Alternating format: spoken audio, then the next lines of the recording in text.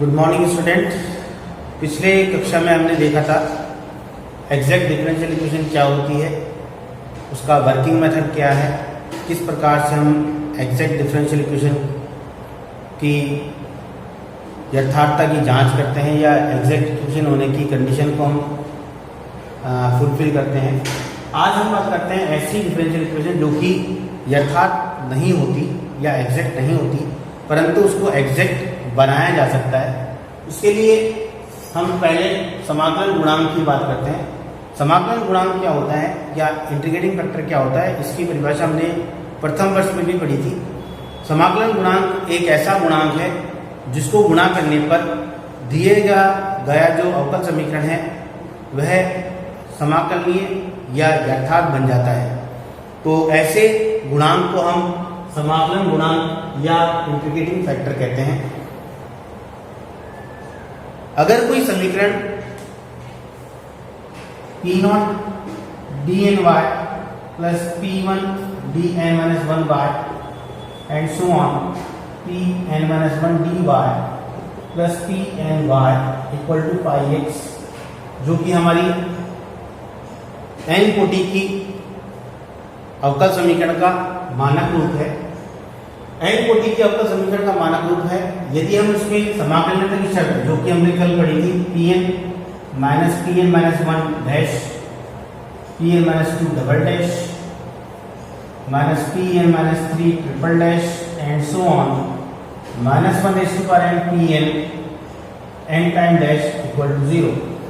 यदि किसी n कोटि की अवकल समीकरण के लिए ये समाकलनीयता की शर्त अर्थात यथार्थता की शर्त का पालन नहीं होता है तो वह समीकरण यथार्थ नहीं होती, परंतु उस समीकरण को किसी गुणांक से x की किसी घात से x की पावर m मान लेते हैं। x की पावर m से गुणा करने पर यह समीकरण यथार्थ बन जाती है। तो x की पावर m से मल्टीप्लाई करने पर यदि यह समीकरण यथार्थ बन जाती है तो हम समाकलनीयता की शर्त अप्लाई करके और इस x की पावर m जो हमारा कांस्टेंट है m, इसका मान ज्ञात कर लेते हैं और समीकरण को यथार्थ बना लेते हैं। यथार्थ बनाने के बाद हम पूर्व पर जो हमने प्रक्रिया पढ़ी थी यथार्थ होने का प्रतिबंध, उसको अप्लाई करके और इस समीकरण का प्रथम समाकलन ज्ञात कर लेते हैं Q1 Q2 Q3 up to Qn-1 के मान ज्ञात करके, और फिर समस्या को हल करते हैं पूर्व की भांति। परंतु कभी कभी ऐसा होता है कि जो समीकरण है उसमें P1 Pn-1 और Pn जो है वो त्रिकोणमितीय चर होते हैं या त्रिकोणमितीय कोई फलन होते हैं। अगर ये त्रिकोणमितीय फलन है उस केस में हम x की पावर m को समाकलन गुणांक नहीं लेते हैं। उस कंडीशन में, उस परिस्थिति में जो समाकलन गुणांक होगा वह भी इस प्रकार का हम चुनते हैं जिससे कि समीकरण क्या बन जाए, यथार्थ बन जाए, और वह गुणांक जो होगा वह कोई त्रिकोणमितीय फलन ही होता है। इसे हम उदाहरणों द्वारा समझते हैं। तो इसके लिए हम पहला उदाहरण लेते हैं। ऐसी समीकरण जिसमें जो समाकलन गुणांक है वो x का कोई x की पावर m टाइप का कोई फंक्शन है। तो एक उदाहरण हम लेते हैं। उदाहरण है, अब हम इस उदाहरण की बात करते हैं। उदाहरण है हमारा solve this differential equation √x d2y/dx² + 2x dy/dx + 3y = x। सर्वप्रथम मानक रूप से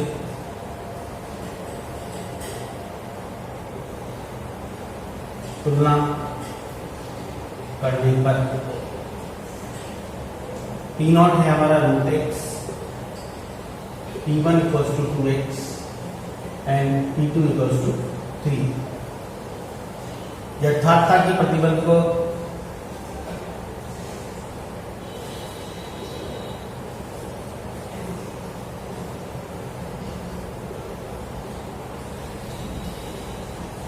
जांच करते हैं।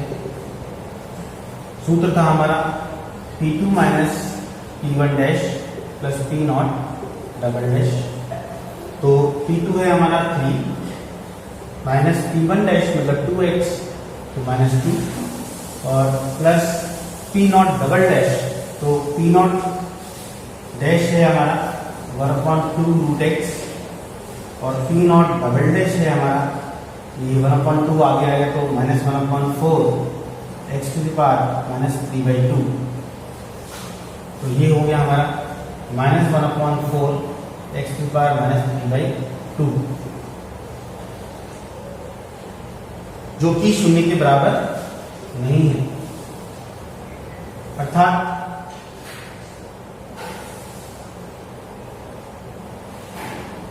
समीकरण ए जो कि हमारा दिया गया प्रश्न है यथार्थ नहीं है। यदि समीकरण एक यथार्थ नहीं है तो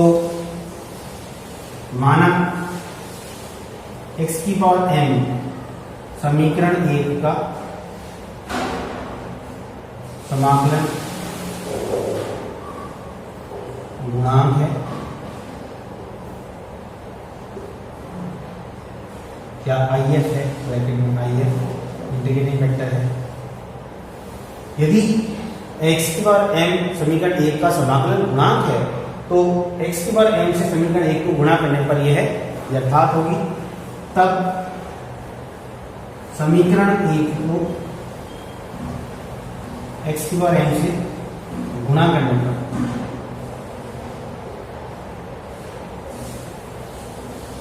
हमारी समीकरण होगी x की power m plus half d2y by dx square plus twice of x की power m plus 1 dy by dx plus 3 x की पावर m y बराबर x की पावर m प्लस 1।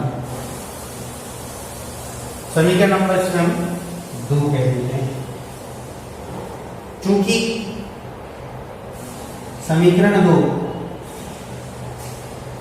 यथार्थ है या एग्जैक्ट है तब यथार्थता के प्रतिबंध को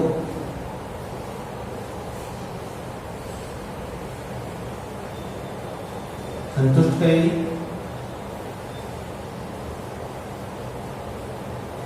तो यह यथार्थता के प्रतिबंध को संतुष्ट करती है। यथार्थता के प्रतिबंध को संतुष्ट करती है तो यथार्थता का प्रतिबंध हम यहां पर अप्लाई करते हैं पूर्व की भांति।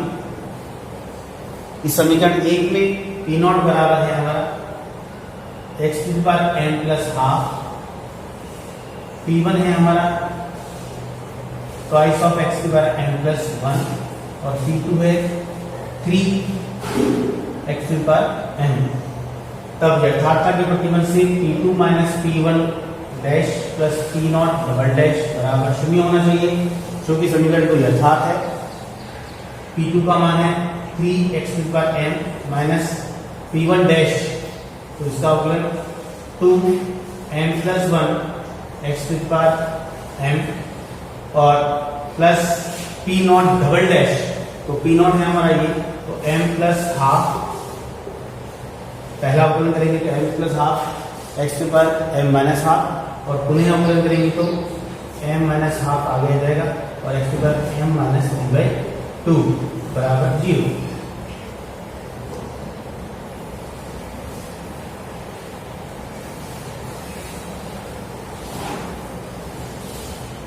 अब यहां से 3x की power m minus 2m x की पावर m माइनस 2x की power m plus m square minus 1/4 x की पावर m माइनस 3/2 या आप पहले की तरह इसे लिख देते हैं m plus half m minus half x की पावर m माइनस 3/2 बराबर 0। इसे हम हल करते हैं तो ये आएगा हमारा 3x माइनस x का x to the power m minus 2m x to the power m plus m plus half m minus half x to the power m minus 2/2 बराबर 0। और यहाँ से x to the power m common निकल जाता है तो x ये हो जाएगा हमारा 1 माइनस 2m। इसे भी हम कॉमन निकाल लेते हैं 2m 2x के ऊपर m कॉमन निकालते हैं तो माइनस के निकालेंगे तो m minus half plus m plus half m minus 1/2 x के ऊपर m माइनस 3/2 बराबर 0। पुनः इन दोनों में से m माइनस हाफ कॉमन निकल रहा है तो ये होगा हमारा माइनस 2x के ऊपर m plus m plus half x के ऊपर m माइनस 3/2 बराबर 0। यदि हम m माइनस, चूंकि ये दो फंक्शन का प्रोडक्ट है, दो a into b equal to 0 means either equal to 0 और b इक्वल टू 0, तो m माइनस हाफ बराबर 0, तो m का मान आता है हमारा 1/2। तो m का मान हमने ज्ञात कर लिया, अर्थात हमें समाकलन गुणांक ज्ञात हो गया है। समाकलन गुणांक हमारा है m की पावर m बराबर 1/2, तो m बराबर 1/2 समीकरण 2 में रखने पर, समीकरण 2 थी हमारी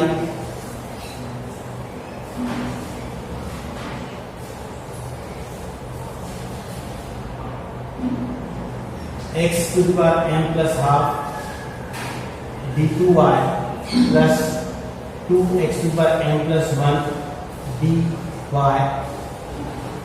plus 3x to the power m y equals to x to the power m plus 1। ये समीकरण नंबर 2 थी।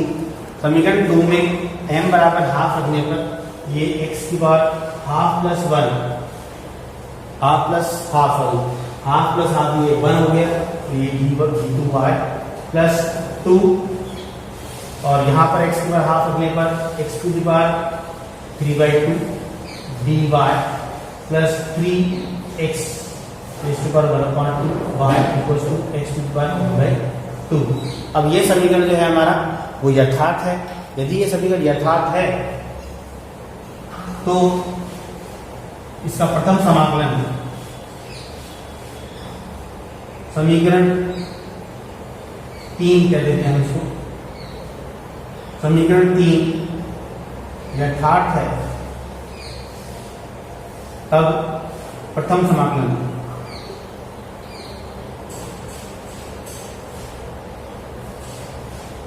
P0 dy plus P1 minus P0 dash y equals to integration of x dx plus C1।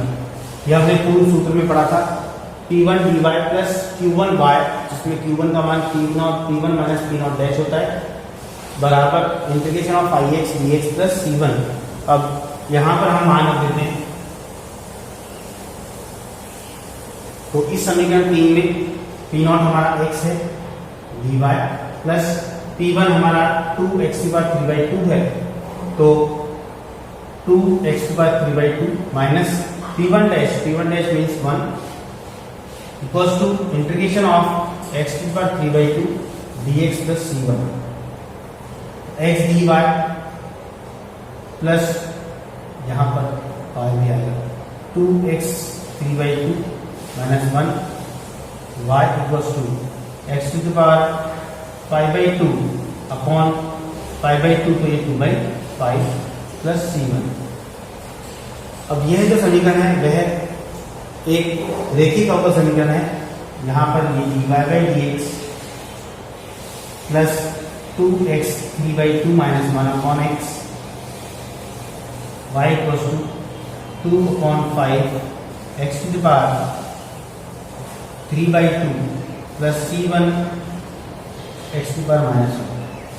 यह हमारी एक रेखिक अवकल समीकरण है, और रेखिक अवकल समीकरण को हम पूर्व की भांति हल कर लेते हैं। हल करने पर इस समीकरण का यह एक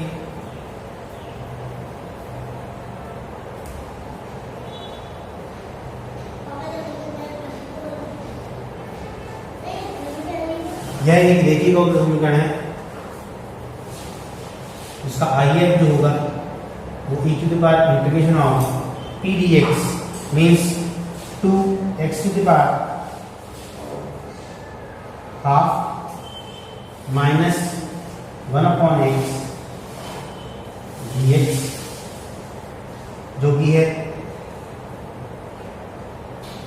1/x e to the power 4/3 x to the power 3/2। ये इसका IF प्राप्त होता है और इसका जो हल होगा वह IF ज्ञात करने के बाद हम इसका हल लिख देते हैं। इसका हल है y into 1/x e to the power 4/3 x to the power 3/2 equals to 2/5 integration of x to the power 3/2 into e to the power 4/3 x to the power 3/2 divided by x dx plus c1 integration of e to the power 4/3 x to the power 3/2 upon x dx plus c2, जो कि समीकरण 1 का अभिष्ट है। Thank you.